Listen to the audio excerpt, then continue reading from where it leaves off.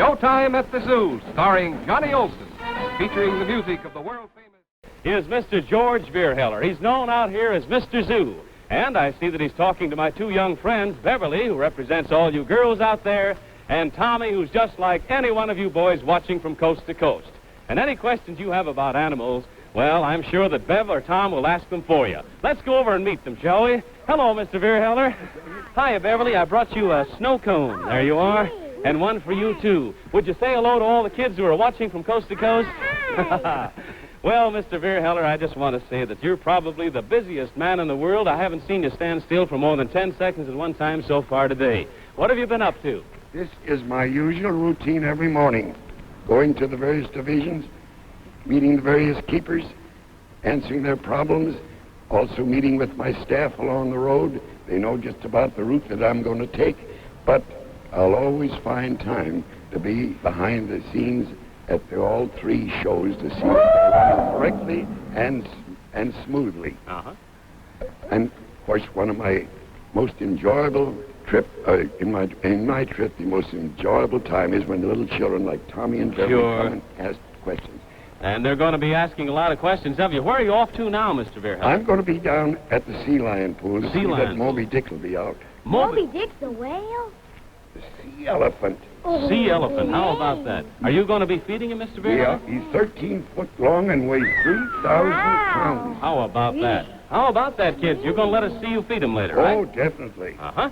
So, and now I have made arrangements for you to go backstage and meet Floyd Smith, our expert elephant trainer. You mean right here at the elephant house? Can we go in? Yeah, Alice and Floyd are waiting for All you. right, we'll see you later, Mr. Vierheller. Well. Thanks. Gee whiz. Come on, kids. Goodbye. Come along with us, kids. We're going into this wonderful elephant house out here at the zoo right now.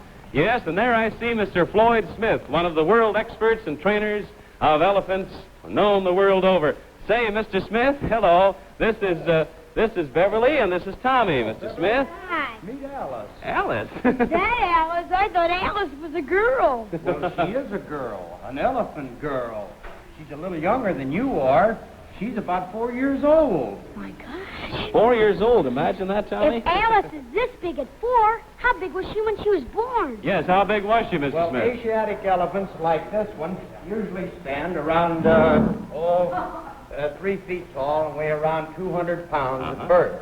But she'll grow up to weigh pretty as much as your family automobile and stand 8 Alice, come back, Alice, wherever you are. She wants to get back. This way, Alice. Come on back here. She wants to get ready for the show, boys and girls. And believe me, you're going to see a show here like you have never seen before.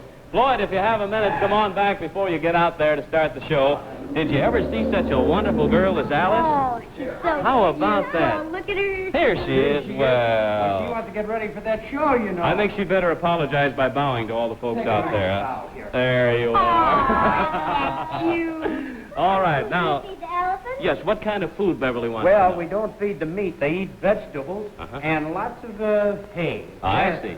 In the wild state, they eat grass, long grass called bullgrass. Bullgrass. And they'll drink a wheelbarrow full of water every morning. Cute. Hey, that's enough water for you kids to take a bath in.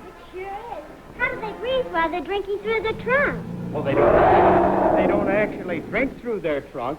You see, when they're little, about a year old, the mama takes them into the river and gets their trunk down in the water.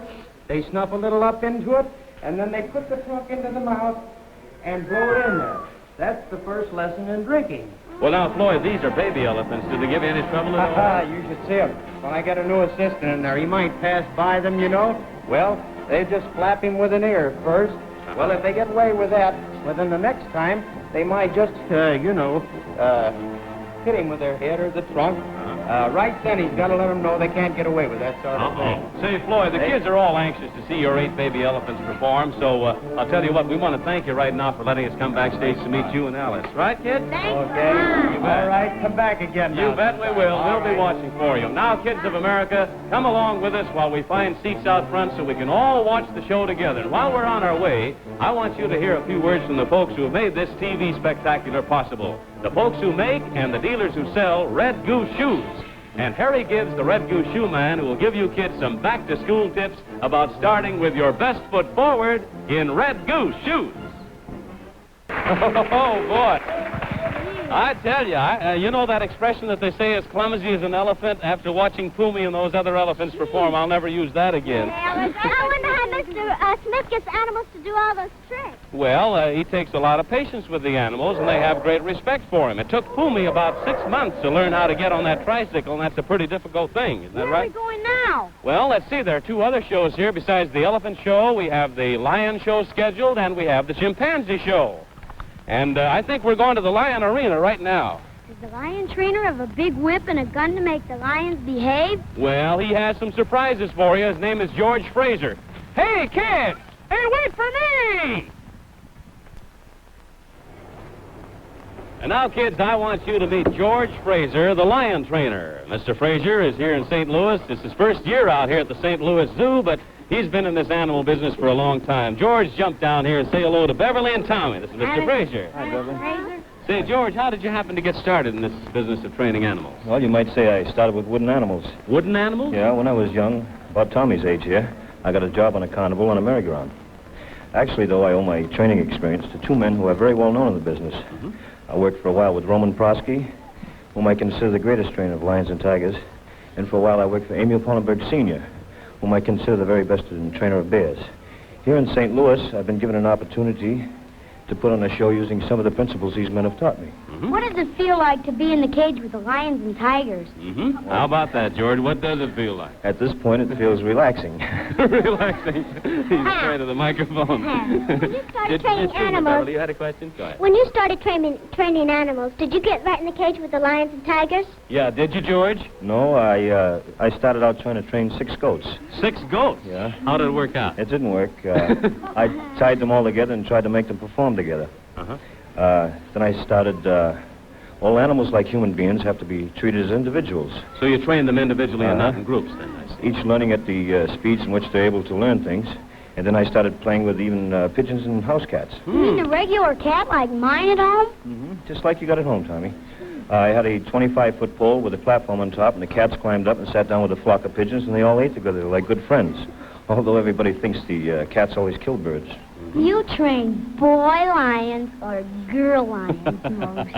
Most of the time I like to use the female lion because I think they are more lively and have more capabilities of doing the things required of them in the arena. What do you say to that, Beverly? See, Yeah, but don't forget it's the female lion that does a big majority part of the killing of the other animals for the family supper, too. Now, wait a minute, George. Before we get into a battle of boy lion versus girl lion, I'd better take these 2 young cubs out front so you can start your exciting show. Okay. Thank you very, very much for visiting with us, Mr. George Fraser. Come on, kids, and you kids watching, come along, too. We're out here in St. Louis at the world-famous St. Louis Zoo. Are you having a good time today? I sure What's am. your name? Larry Walters. You live in St. Louis, Larry? No, I don't. I live in Paducah, Kentucky. In Kentucky. Well, nice to see folks from every state in the Union here. Here's a little honey bun. What's your name, hon? Mary Jo. You're very pretty, Mary Jo. You having fun? Mm-hmm. You're going to see a real exciting show right now. And let's say hello to one more young man over here. How about this?